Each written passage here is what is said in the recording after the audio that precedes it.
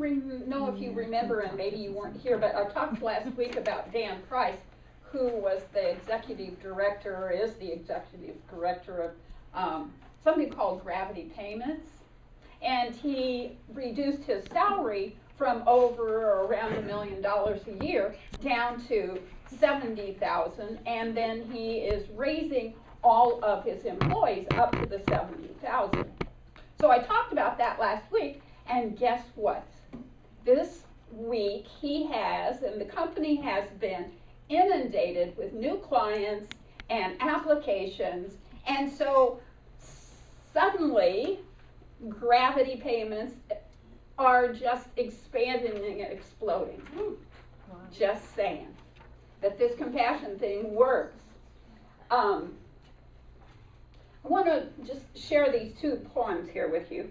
Get my tissue out.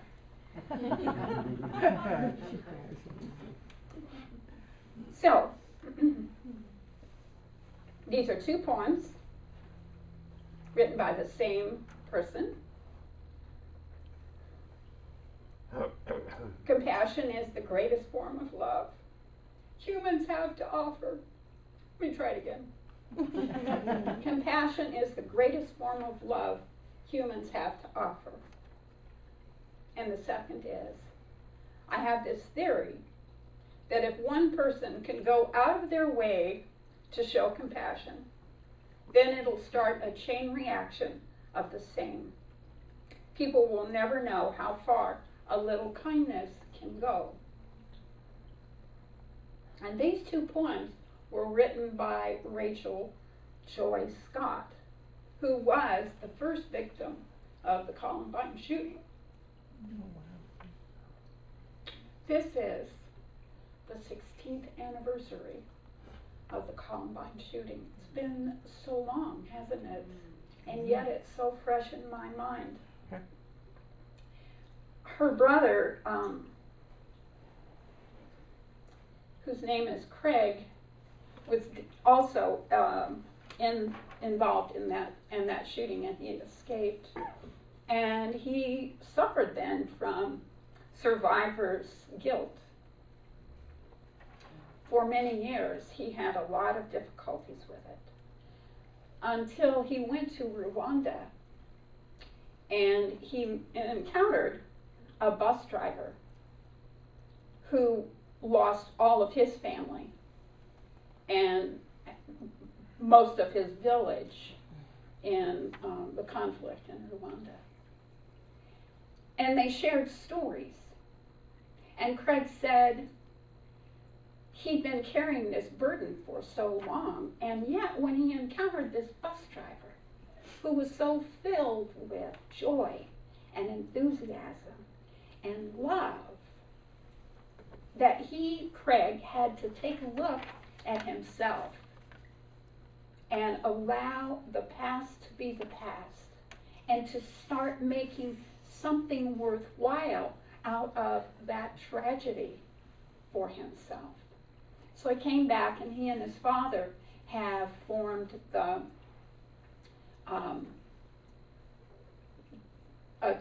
challenge. Rachel's Challenge is what it's called, and it's a nonprofit organization to help children and schools to deal with bullying and to deal with violent issues in the school.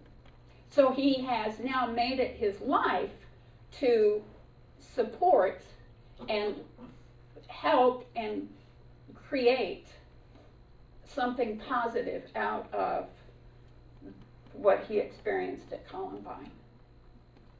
We as a nation now have an opportunity to extend compassion to Nepal. 2,400 people have been reported dead, and they're still dealing with it, and they're afraid of the aftershocks, living in the streets for fear that the aftershocks will be even more devastating. So we have an opportunity, because of the world that we live in now. Things are so close close to us, even though they are far away, we now have an opportunity to examine what it means to be compassionate. I settled on this topic because of Karen Armstrong's book, The 12 Steps to Compassion. She is, or was, a nun and left her convent as an agnostic at least, or perhaps an atheist.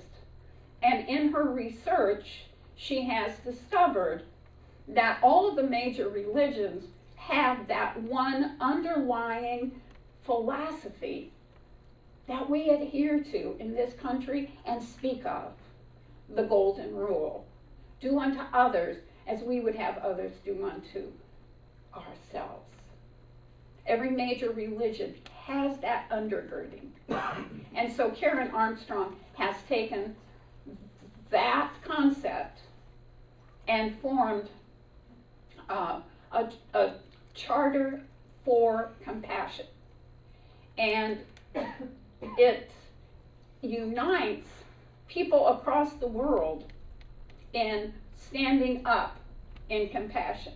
Now, I talked about that last week, and there are copies of the Charter for Compassion on this table over here. If you would like to pick up a copy and perhaps sign the charter and stand for compassion. This week we've also had another life lesson with Bruce Jenner, the Olympic decathlon winner of the 1976 Olympics, who has very publicly made a private decision to change his gender at the risk of being held in ridicule, perhaps, by late night comedians. And I think that's so courageous. And we as a people, a community, a country, have an opportunity to step into compassion and honor and respect his decision to do that, to be who he truly is. And I think sometimes, I'll speak for myself, it's not always easy to do that. To have the courage to really be who you are and have the courage to say what you really genuinely believe. I think it takes a lot of courage to make those kinds of life decisions that obviously are going to have a major effect on his children and on his wives, his former wives, and on himself. And so as a country, we have an opportunity to stand up and say, good for you, Bruce. What a brave and courageous thing. I don't know what it feels like to be trapped in a body that I feel uncomfortable with. I know when I was growing up, I wasn't real pleased with my body. But a whole lifetime of being judged in a way that is not the truth of who you are. So from being told that my ears are too big and some other parts of me are not big enough,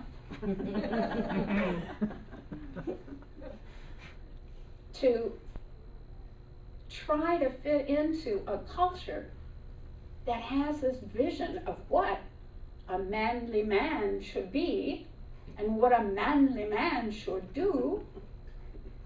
And he tried and was very successful at it, and yet he was not being genuine or true to himself.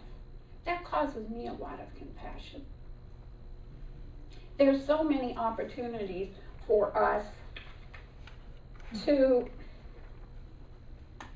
be more than we can be, to be more understanding I think in this country we have like a set of criticisms and judgments and jokes. And we go there first. And then our wisdom sort of kicks in and we allow ourselves to be more compassionate.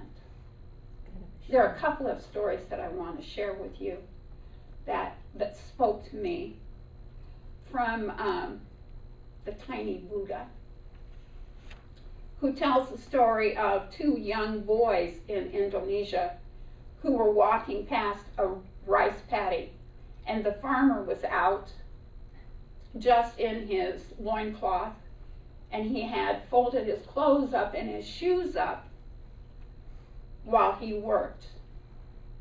And these teenage boys once said, I know what we could do. We could take his clothes and then we could hide and see what his reaction was. And his friend thought about it a minute, and then he said, I know what we could do. We could put silver coins in his shoes, and then we could hide and see what his reaction is. So they did that. They hid a couple of silver coins in each one of the farmer's shoes. And they hid and waited until the farmer put his clothes back on and then slipped his foot into the shoe and found a silver coin. And he looked around with great amazement and surprise, and then he slipped his other foot into the shoe and found the second silver coin. And then he dropped to his knees and praised Allah for the gift that would care for his sick mother and his children, feed his children. Those boys had two choices to make. The fail-safe, jokey kind of choice, or the compassionate choice. And they chose the second. And so the joy was with the farmer and also the two boys, because they had gifted and they had done the compassionate thing. We always have that choice. And often we do have the choice of laughing and making fun, criticizing and judging, or we also have the choice of moving into a heart of compassion. We'll always get to choose. And just like the executive, good things usually come to those who choose the path of compassion. But that's not really the point. Another story I want to tell you about is a woman who we can relate to maybe a little bit more. She had a particular route that she drove to work, and there was a homeless man who would be waiting on a corner, and he was dancing and going on and saying yippee, and so she had some coins and she shared with him, and he said, I am so blessed. And this got to be a routine. She would gather her coins during the day, and at the evening when she passed by this homeless man, she would share her coins. And he would say, I am so blessed. Thank you so much. And maybe they'd have a chit chat if the light was just right. They could have a little talk. So in this passing way, they became a little friendly.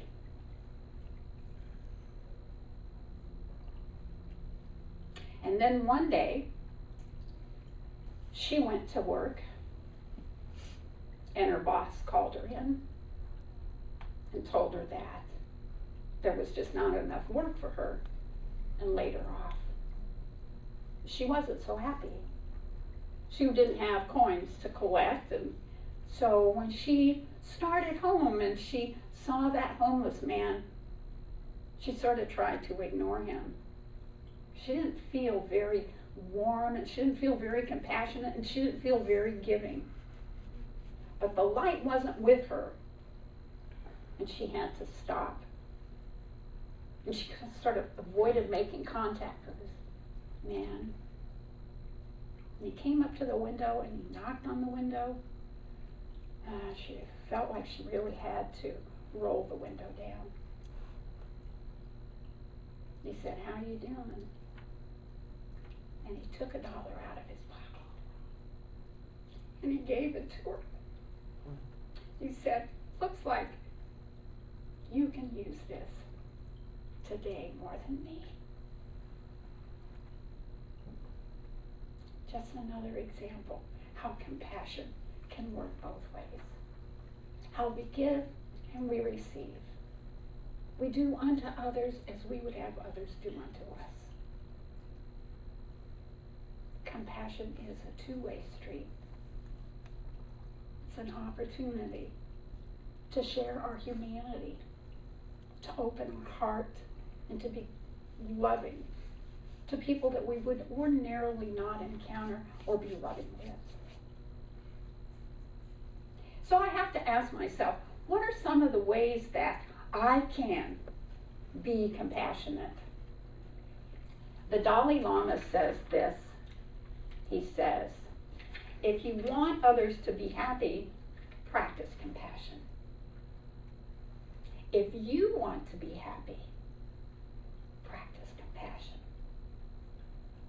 So here are a few points, and later, after we have a little song, I'm going to ask you and invite you to share with me some ways that you can think of to be compassionate in your life, or some examples of how people have been compassionate with you.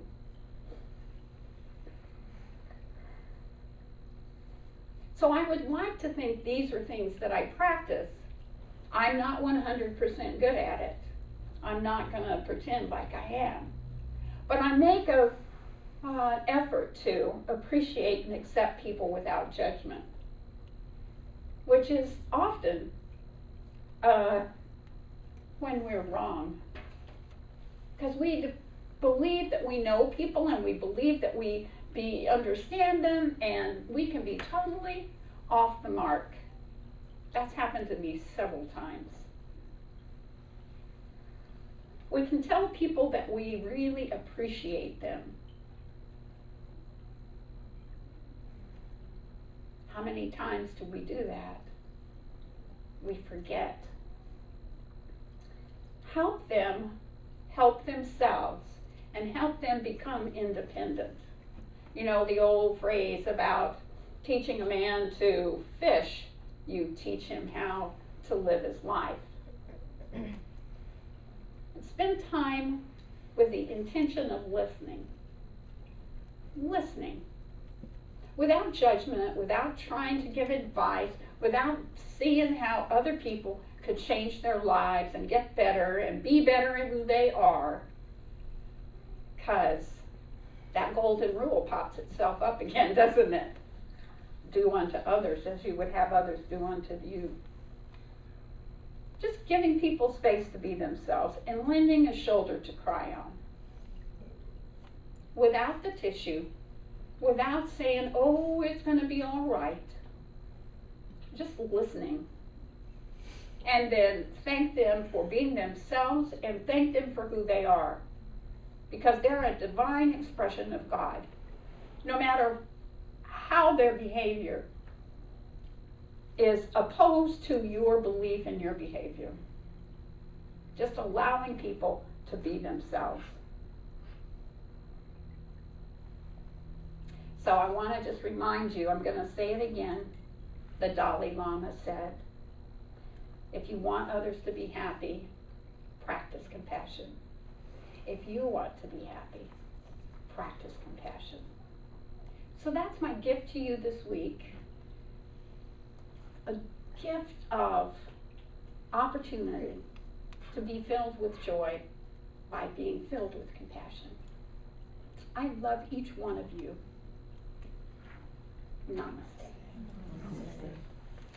So I would invite the practitioners to join with me and hold this congregation in prayer.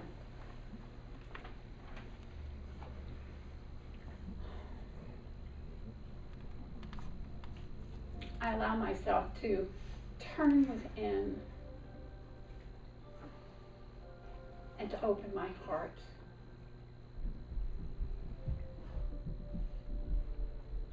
I know that I always have the choice to be judgmental, to be critical, to be blaming and shaming, or I have the choice to be in my heart, to be empathetic, to be compassionate, and to be loving.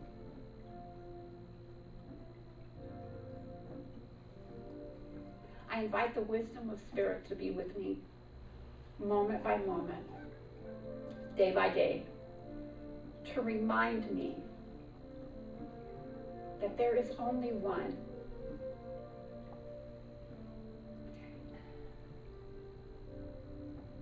And therefore, I am one with all that is. I'm one with the other 7.5 billion people in this earth. And as today is the celebration of Earth Day, I allow myself to know that I am one with the earth. It's all, the whole and complete and perfect cycle and circle of the unifying force that I call God. I know that all is in divine order, even if I don't see how that could be so. Because I know that the divine one, that energy, that essence that I call God, is moving and circulating and being and breathing in all things. And therefore, it cannot be otherwise.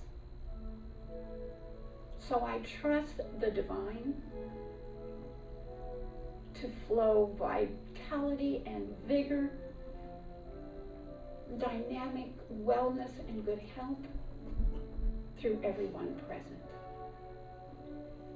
I invite the divine to throw and flow abundance, generosity, and joy throughout the lives of everyone present. And for those that connect with and bond with and are associated with this community, the same for them. And same for those that I have never met, those that I will meet, those that are so far away from me that I can only hold them in my heart. I know it's all God. I know it is blessed. And with anticipation and excitement, I welcome the joy and the good that is flowing into my life, your life, and all that is. It cannot be otherwise. We're united on such a deep level that we are inseparable, that we are blessed by the highest and best. And so with gratitude, I accept it, I anticipate it, I celebrate it by saying, and so it is.